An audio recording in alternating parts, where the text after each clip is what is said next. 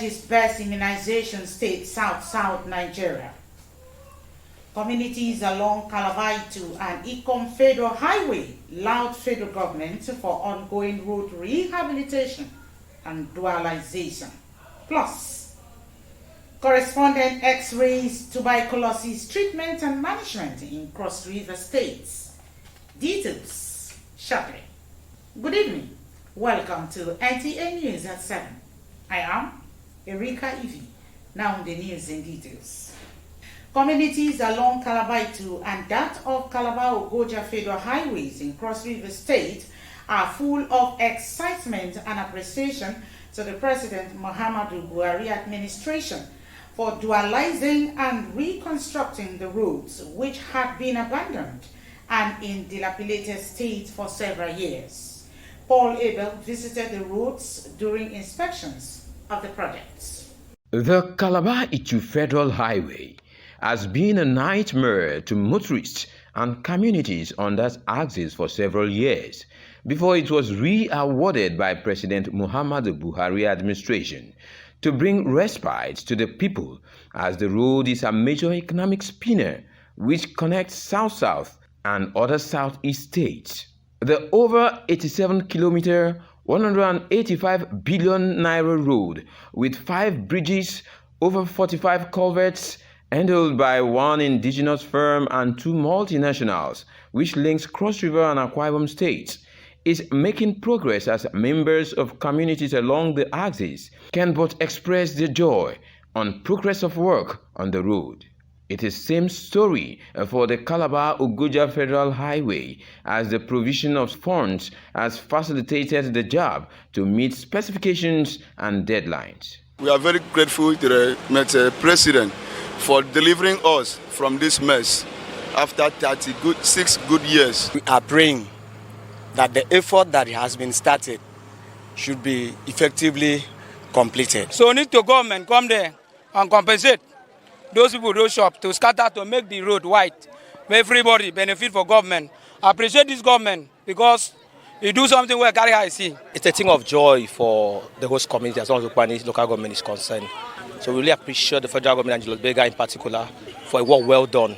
The federal government is taking nothing for granted, as different officials are embarking on frequent inspections of the projects to ensure they are not abandoned again by the APC-led government within stipulated time frame. I speak as on behalf of the Legacy Project team and as the person that initiated this project.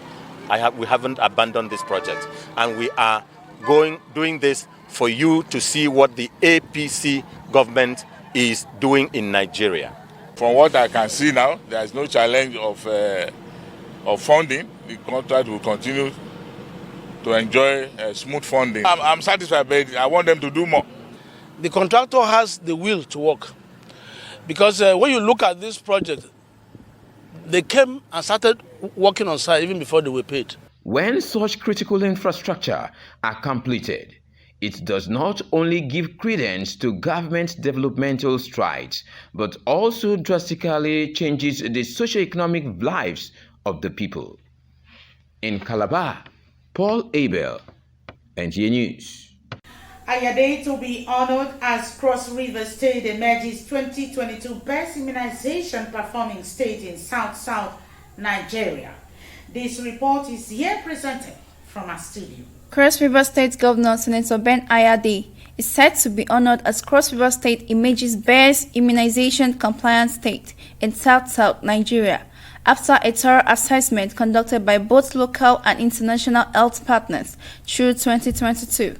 The award, which is to encourage state governments, health agencies, and the private sector to support immunization in their respective state, is being supervised by a team of private and incorruptible panel of judges using various variances yearly. Over 2,000 cases of tuberculosis detected in Cross River State yearly.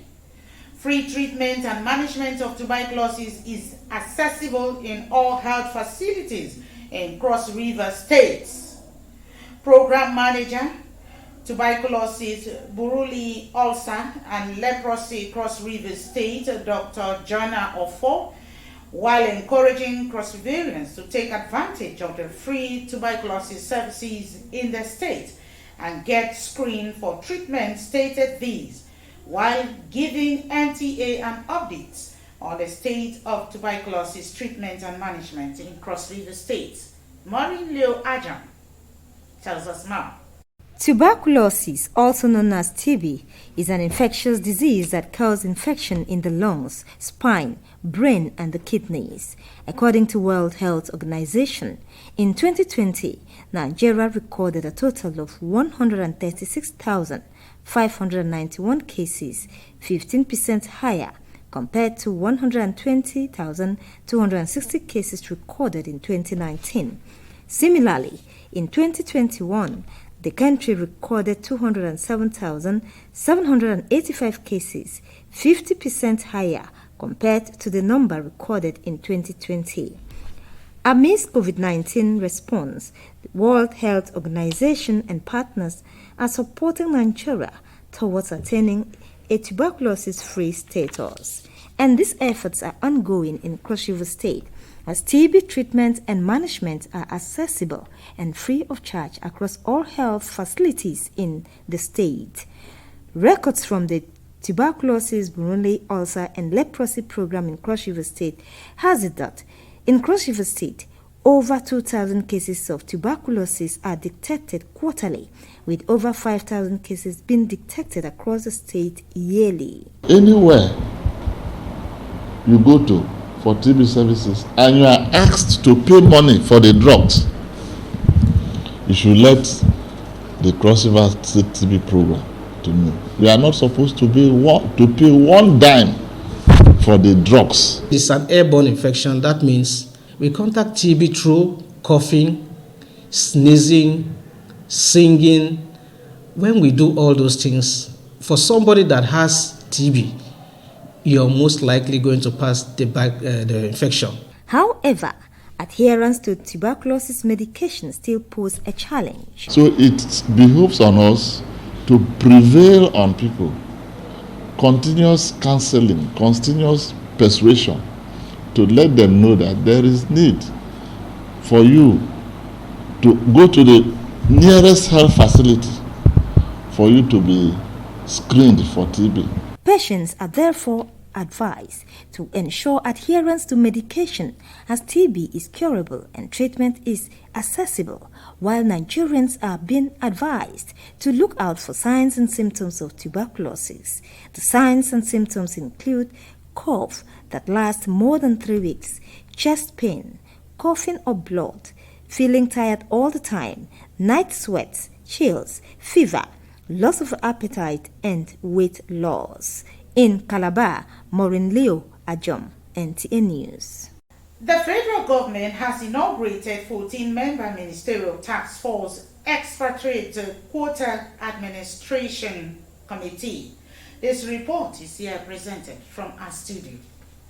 The policy will attract investment to the economy and also bring about high-level manpower development to ensure technology transfer, which is in line with the federal government agenda of providing 100 million jobs for Nigerians. Employing expatriates without approval from the minister, obtaining fake permits for expats, not grooming Nigerians with non-commensurate remunerations, wage labor also formed core part of the committee mandate. The committee is expected to provide ways of boosting the country's economy through wealth creation, self-reliance, and provide job opportunities for Nigerians. And away from that, in the case of Senator Itainam challenging Obong Akanudofia's purported declaration as governorship flag bearer of the All Progressives Congress APC in Akwa Ibom State, Justice A.A. Okeke at the Federal High Court of Nigeria sitting in Uyo has deferred ruling on whether the court has jurisdiction to preside over the matter. You're watching news reaching you from the studio of Nta Calabar. You can also watch this newscast from my YouTube channel at YouTube/NTA Calabar. More news when we return. Don't go away.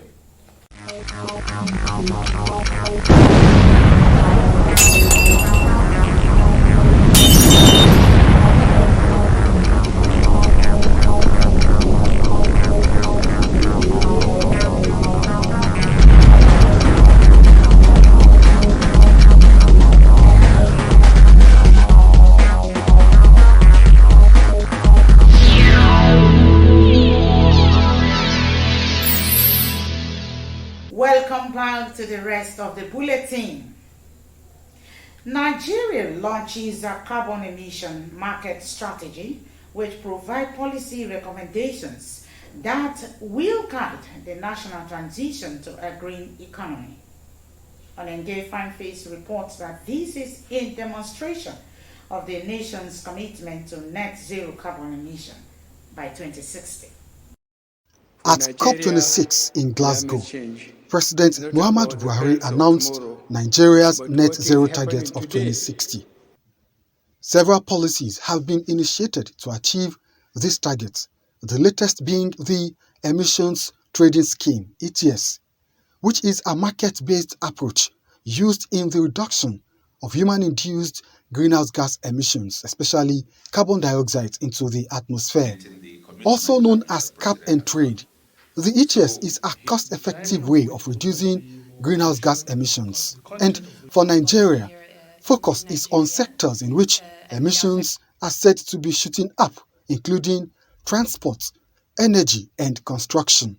Nigeria cannot afford to ignore the possibilities of generating upwards of 250 metric tons of carbon dioxide annually, amounting to an estimated value in excess of $3 billion.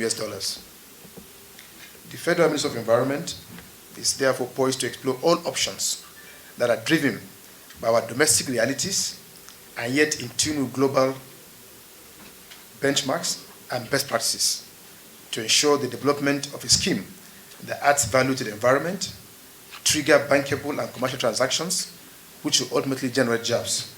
With this launch, experts believe that Nigeria now has a powerful tool to build its response to climate change in a cost-effective way and meet its nationally determined contributions to the United Nations Framework Convention on Climate Change.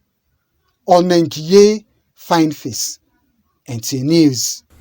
And moving on, National Drug Law Enforcement Agency NDLEA Akwa Ibom State Command has destroyed a total of 2.768 tons of illicit drug exhibit size between 2014 to September 2021.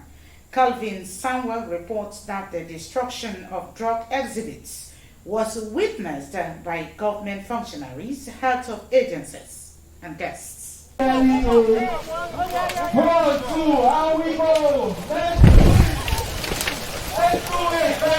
Akwa Ibom State Governor, represented by his deputy, commended the effort of the agency in minimizing the flow of illicit drugs into the state, while assuring the state government's willingness to partner the NDLA and other security agencies in the fight against drug abuse, which, according to him, is at the center of most crimes in the society. I believe that the current achievements of the Marawa-led NDLA are only a tip of the iceberg of what can be achieved with improved funding. Added to the legendary capacity of the present head of the agency, adequate funding will enable the NDLEA procure needed work tools and effect the envisaged revolution in our fight against unhealthy drug use. Chairman National Drug Law Enforcement Agency Mohammed Mawar, represented by the Secretary Shedrack Haruna, says the agency will continue to live up to its mandate in line with Section 3, Subsection 1 of the NDLA Act, which mandates it to take measures for the destruction of seized narcotic drugs and psychotropic substances, having secured an order from the Federal High Court in Uyo to publicly burn all illicit drug exhibits. Between January and July this year, the agency has mopped up over 3.6 million kilograms of drugs of various categories. We have had about 18,940 arrests and then secured 2,904 convictions, with 12,326 of these people who were arrested, cancelled, rehabilitated. The exhibits destroyed include cannabis, cocaine, heroin, and psychotropic substances. In Uyo, Kelvin Samuel, NTA News. The A component of Operation Hadinkai has carried out airstrikes on terrorist enclaves in Sambisa Forest and the Tombones in Borno State, including Isram to leader and Shekaya Ali Fia Ba Uran's enclaves. When contacted, the NAF Director of Public Relations and Information, Air Commodore Edward Gamwatz, confirmed the strike, stating that strikes were carried out on some specific targets in the Tombones and Sambisas, with varying degrees of successes recorded. The NAA would not, however, be drawn into the details of those neutralized.